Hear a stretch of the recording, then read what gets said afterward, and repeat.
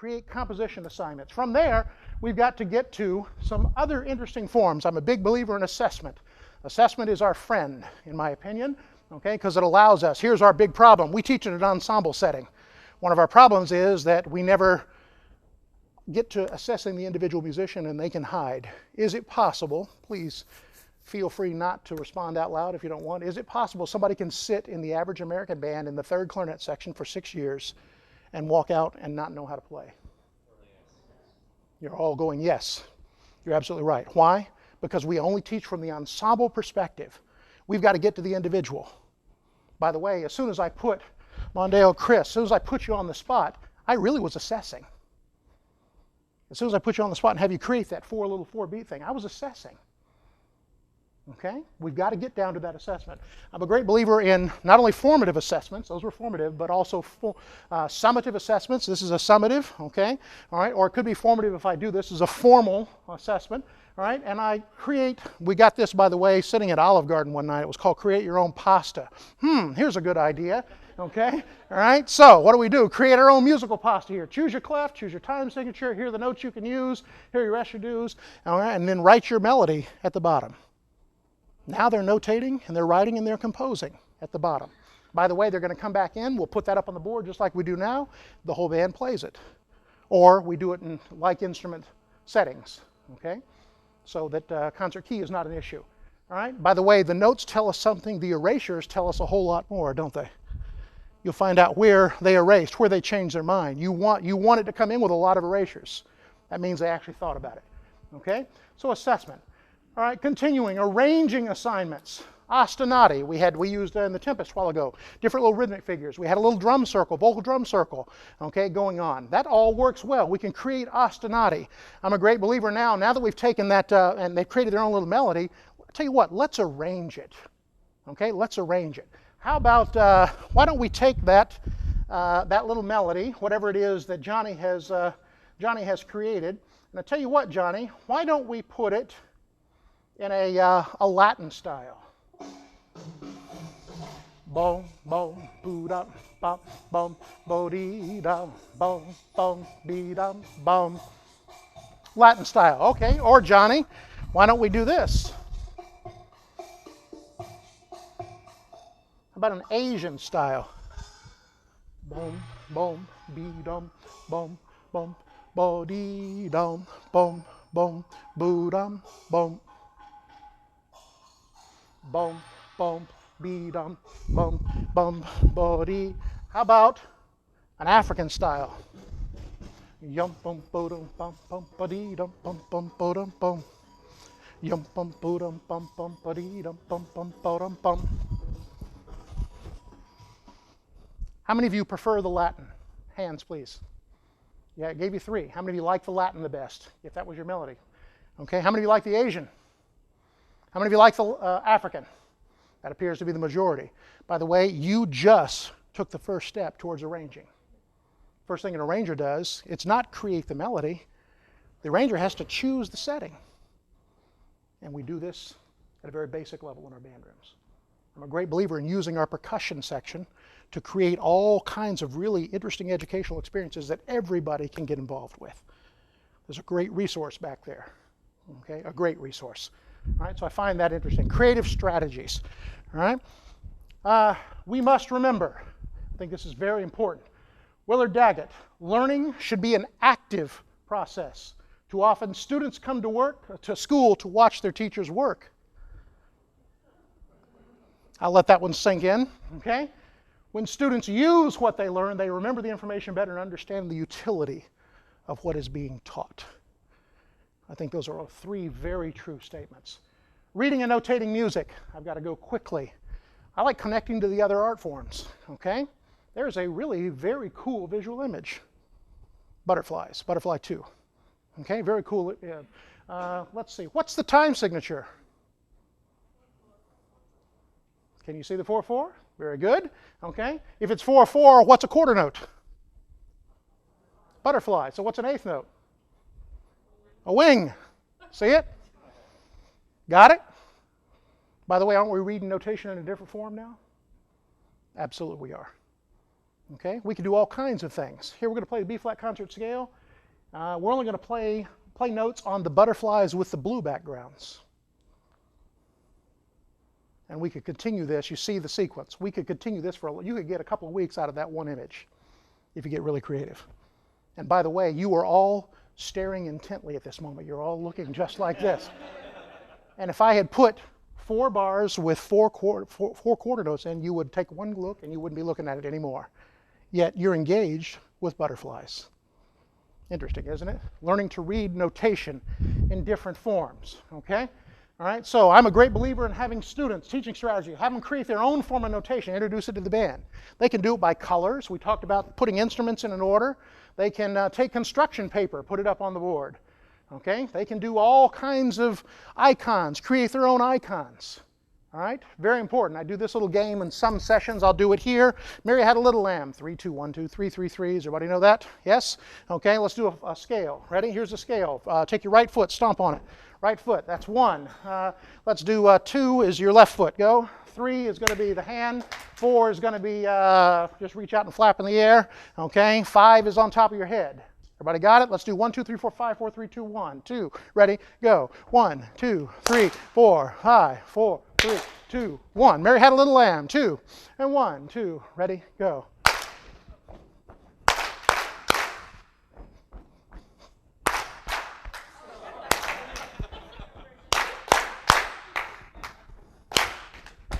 Okay?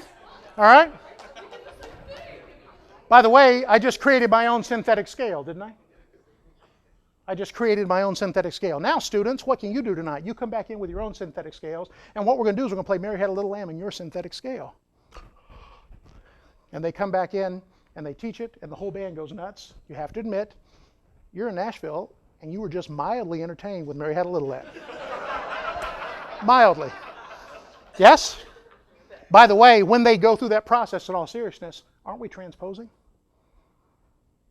We're just transposing into scales that they can easily absorb. But for whatever the reason, those majors and minors, we're not even talking about modes yet, okay? All right? Much less synthetic, all types of synthetic scales. I find that really interesting. Let them create their own form of notation, teach it to the band, and then use it and apply it so it becomes much more utilitarian to them. All right? That was referred to in the last session. You've all seen that?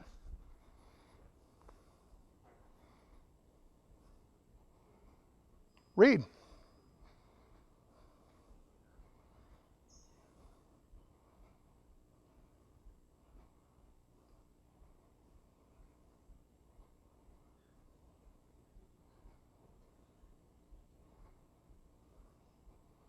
And if you're like most human beings, you started out going, what is that? And then you began to comprehend, and it got faster and faster and faster. And by the time you got to the back half, you were reading it just as if you were reading something in normal English language. Yes or no? Yes or no? Yes.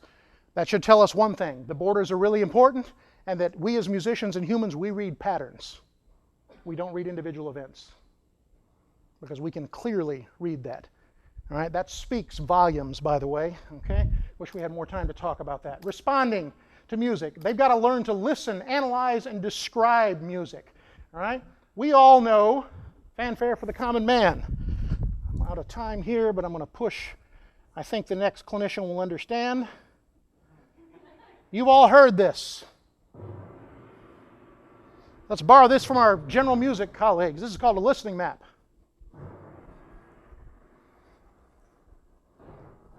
We've all heard that sound, but did we really realize that was timpani, tam, and concert bass? Did we really realize that? Probably not. Most of us. Oh, Mr. Smith. Trumpets are coming up. Oh, yeah, I hear that. Oh, Mr. Smith. Our trumpets don't sound like that. Okay, now look at this. Percussion coming up, but there's an instrument missing. What's that going to sound like, man? Can you audiate that? Can you hear that already? What's that going to sound like without the tam? Listen. Well, that's different, isn't it? Oh, horns are coming up. Oh, Mr. Smith, our horns definitely don't sound like that. Right? You get the idea. Now we're reading notation in a different form.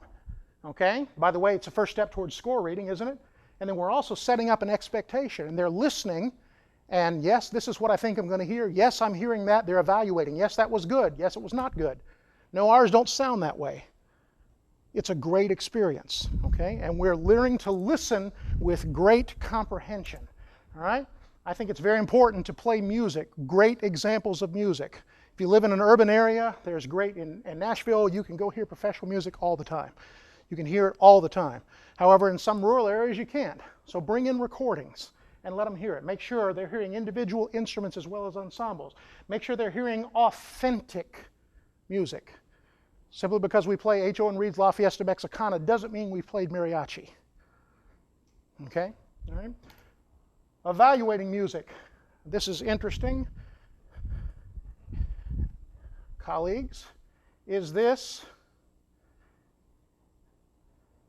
out of tune or out of time?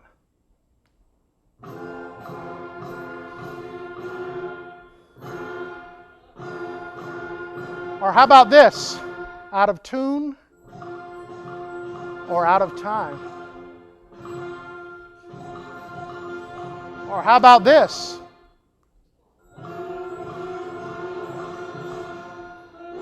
Or how about this?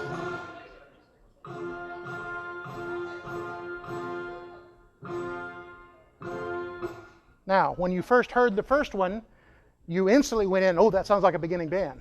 Instantly, you went there. But when I played the second one, you went, oh, wait a minute, that is different.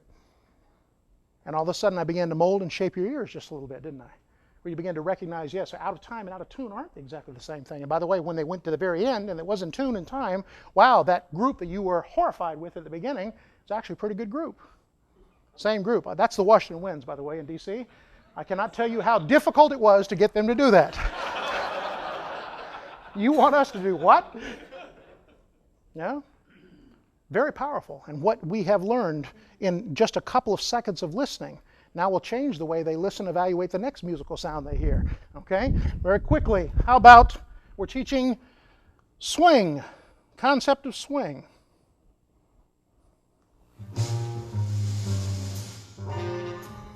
This is for you, Carol. Sea Jam Blues, or Duke's Place. When Louis Armstrong put words to it, it's called Duke's Place.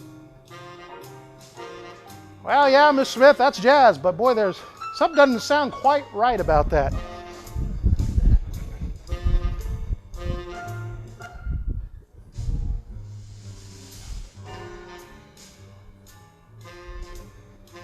Same rhythm track, same notes, same tenor player, but now this is beginning to sound like something. Okay? Great listening opportunity. All right? So what we can do, play, have them listen and evaluate is a great, great opportunity. All right? I also take that and make that very formal. I have them rate all kinds of things. Their individual hand position, the ensemble's performance, their individual performance. Ask them to explain. Give me the why. Why do you feel this way? Okay? A written assessment. The most important is the day after the concert, that written assessment. Connecting very quickly, okay, because I am out of time. Remember that drum circle we did? Why not put an image up there? A beautiful artistic image. Something that will make and connect all those dots and cement it in their mind. Okay? What's the time signature? 3/4. Very clear. Okay? Good. Could we make it 6/8? Could we make it 9/8? Could we use it to teach compound time? Wouldn't that be a great transfer to be able to teach now 9/8 time? Compound time, 3 subdivisions per beat. Okay? All right? Can we turn that and turn that into duple meter?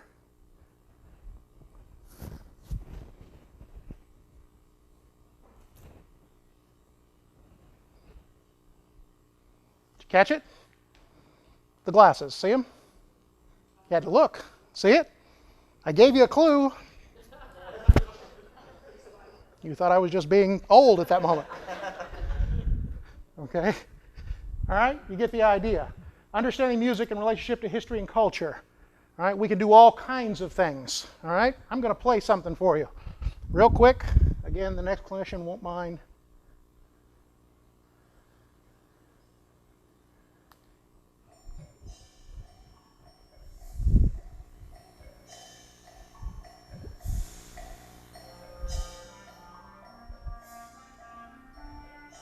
Now, the reality is in this room, you think John's Barnes Chance. You think Variations on a Korean folk song. Most people in here think of that as an American band piece. Okay? However, as soon as you put an image up there, it transports you to the other side of the world, doesn't it?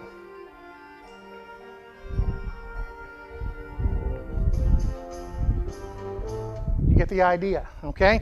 Art does a lot for us, making those connections. I'm a great believer in making sure that they understand where the music came from. All right? Give them a composer portrait. Let them hear about the composer. Let them see their face. Read just a little bit about them. My question to you, what are we teaching? Are we teaching band? Are we teaching music? Or are we teaching music and music literacy through our band programs? I've left you with a whole lot of questions. My wish for you is for you to come up with your own individual answers and then bring that back to the table with this esteemed body and help us grow and fulfill that Vision 2020. I certainly hope, okay, that I've at least piqued your interest, all right? I think that how we're going to get past our borders, we've got to focus more on learning than teaching, focus on the needs of tomorrow, not the past. I believe that's very important. Focus on processes, more on processes than the actual products themselves, and have high standards with essential knowledge and skills, okay? Please look and teach beyond our borders. I appreciate it. Thank you so much for sharing your afternoon with me. Thank you. Thank you.